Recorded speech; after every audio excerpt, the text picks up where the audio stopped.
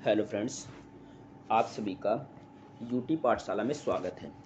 आज से हम लोग यूपी लेखपाल और यूपी पीसीएस 2026 की परीक्षाओं को ध्यान में रखते हुए हम लोग भारत का भूगोल विषय का अध्ययन शुरू करने जा रहे हैं। टॉपिक वाइज हम लोगों इसका अध्ययन करेंगे, फिर इसके बाद हम इससे संबंधित सभी महत्वपूर्ण प्रश्नों को सॉल्व करेंगे। तो सबसे पहले आज के वीडियो में हम लोग देखेंगे कि भूगोल विषय के अंतर्गत हम लोग किन किन टॉपिक का अध्ययन करेंगे। तो सबसे पहले हम लोग भारत के भूगोल विषय के अंतर्गत हम लोग देखेंगे भारत का सामान्य परिचय। तो भारत के सामान्य परिचय के अंतर्गत हम लोग इसमें देखेंगे भारत की अवस्थिति, भारत की मानचित्र पर अवस्थिति कहाँ पाई जाती है, इसका अध्ययन करेंगे। फिर इसके बाद हम लोग इसमें अध्ययन करेंगे भारत का मानचित्र पर विस्तार कितना पाया जाता है, तो जिसमें हम लोग देखेंगे भारत का अक्षांशीय विस्तार कितना है और देशांतरी विस्तार कितना है, इसका अध्ययन करेंगे। फिर हम लोगों का अगला टॉपिक होगा भारत का भौतिक विभाजन। तो भारत के भौतिक विभाजन के अंतर्गत हम लोग भारत को मुख्यतः 4 भागों में विभाजित करके पढ़ते हैं। तो सबसे पहले हम लोग पढ़ेंगे इसमें उत्तर का पर्वतीय क्षेत्र। पर्वतीय क्षेत्र के अंतर्गत हम लोग हिमालय पर्वत का अध्ययन करते हैं। फिर इसके बाद हम लोग देखेंगे जो भारत की सबसे प्राचीन संरचना है, जिसे प्रायद्वीपीय पठारी क्षेत्र के रूप में जाना जाता है, इसका अध्ययन करेंगे। फिर इसके बाद उत्तर पर्वतीय प्रदेश और प्रायद्वीपीय पठारी क्षेत्र के मध्य में जिस संरचना का विकास हुआ है उसे कहा जाता है उत्तर का विशाल मैदान, तो इसका अध्ययन करेंगे। इसके बाद हम लोग देखेंगे भारतीय समुद्र तट एवं द्वीप समूह। तो ये हम लोग भारत के भौतिक विभाजन के अंतर्गत 4 महत्वपूर्ण भौतिक प्रदेशों का अध्ययन करेंगे। फिर इसके बाद हम लोगों का अगला टॉपिक होगा भारत की भू आकृतिक विशेषताएं एवं भूगर्भिक संरचना। तो ये टॉपिक का हम लोग अध्ययन करेंगे, तो जिसमें मुख्यतः हम लोग देखेंगे आर्किन क्रम की चट्टानें, जो भारत की सबसे प्राचीन चट्टानें हैं, इनका अध्ययन करेंगे।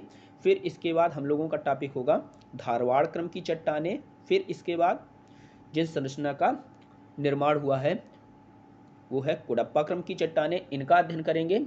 फिर इसके बाद हम लोग विंध्यन क्रम की चट्टानें देखेंगे। इसके बाद गोंडवाना क्रम की चट्टानों का अध्ययन करेंगे। फिर दक्कन ट्रैप संरचना का अध्ययन करेंगे।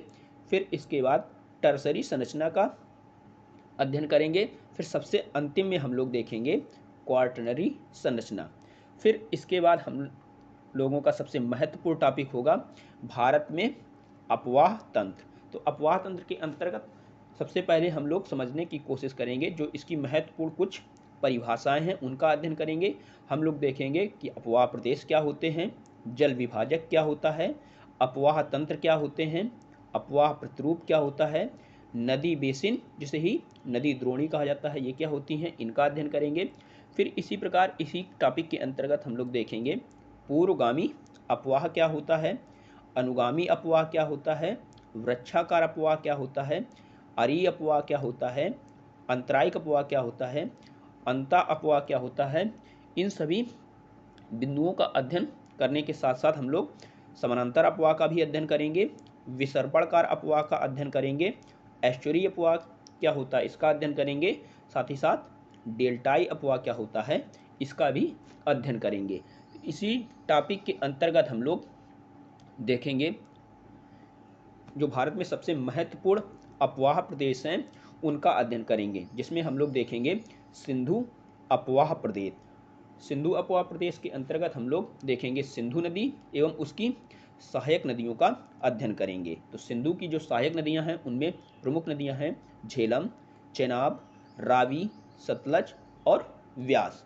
इन नदियों का अध्ययन करेंगे। साथ ही साथ हम लोग इसी टॉपिक के अंतर्गत देखेंगे जो सिंधु जल समझौता है उसका भी हम लोग अध्ययन करेंगे। फिर हम लोग अध्ययन करेंगे गंगा अपवाह प्रदेश। तो गंगा अपवाह प्रदेश के अंतर्गत हम लोग देखेंगे सबसे पहले गंगा नदी, फिर उसमें हम लोग देखेंगे गंगा नदी में उत्तर से मिलने वाली नदियाँ, तो जैसे रामगंगा नदी, गोमती नदी, घाघरा, गंडक, बूढ़ी गंडक। और बागमती, कमला, कोसी और महानंदा जैसी जो नदियां हैं ये गंगा नदी में उत्तर से आकर मिलती हैं। इसी प्रकार से कुछ महत्वपूर्ण नदियां हैं जो दक्षिण से आकर गंगा नदी में मिलती हैं, जैसे यमुना नदी, कर्मनाशा नदी, सोन नदी, पुनपुन नदी और अजय नदी।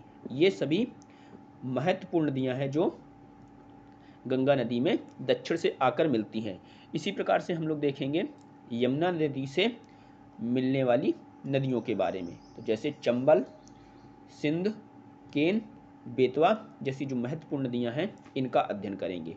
फिर हम लोग आ जाएंगे ब्रह्मपुत्र अपवाह प्रदेश तंत्र को देखेंगे, जिसमें हम लोग ब्रह्मपुत्र नदी के साथ साथ इसकी जो महत्वपूर्ण सहायक नदियां हैं उनका अध्ययन करेंगे।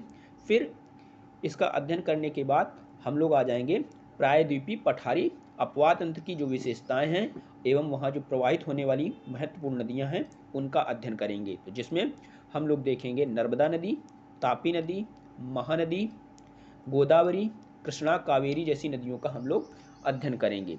साथ ही साथ प्रायद्वीपीय पठार की जो पश्चिम प्रवाहित नदियां हैं उनका भी अध्ययन करेंगे, तो जैसे जुआरी, मांडवी जैसी नदियां हैं उनका भी हम लोग अध्ययन करेंगे। साथ ही साथ हम लोगों का इसी में टॉपिक होगा जल संसाधन एवं बहुउद्देशीय परियोजनाएं।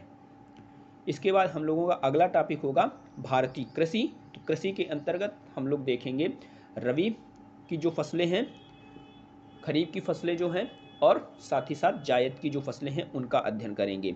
फिर इसके बाद हम लोग देखेंगे परिवहन तंत्र। परिवहन तंत्र के अंतर्गत मुख्यतः 4 प्रकार के परिवहन तंत्रों का अध्ययन किया जाता है, जिसमें सड़क परिवहन, वायु परिवहन, जल परिवहन और एक नवीन जो परिवहन तंत्र का सिस्टम विकसित हो रहा है जैसे पाइपलाइन परिवहन।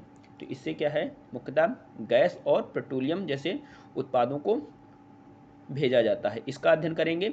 फिर हम लोगों का अगला टॉपिक होगा खनिज संसाधन।